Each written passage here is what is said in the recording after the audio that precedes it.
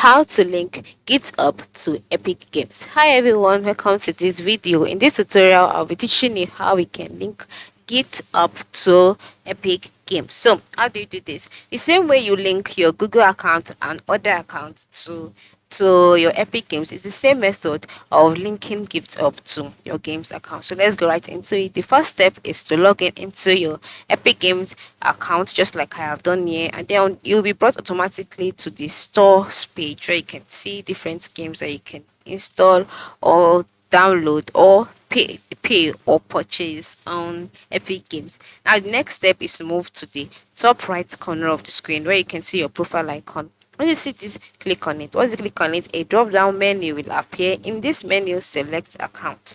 After selecting account, the account page would load and then you'll be redirected to the account settings page. Alright, but first of all, wait for it to load.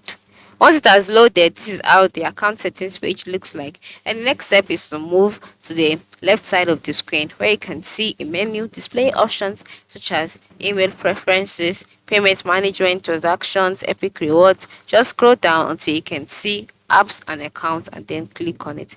Having clicked on apps and accounts, you'll be taken to the apps and accounts page where you can manage permissions for applications and connected accounts. And the next step is to navigate through to GitHub, and once you see GitHub, you can see the option connect just under it, and then once you see it, just go ahead and click on connect.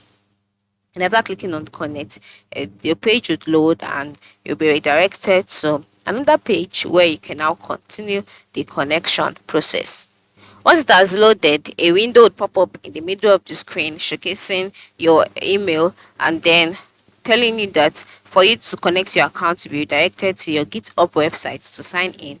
Then check this box, and after checking the box, read through the terms and conditions, and then once you're done reading through it, just scroll down to the end to check another box, right?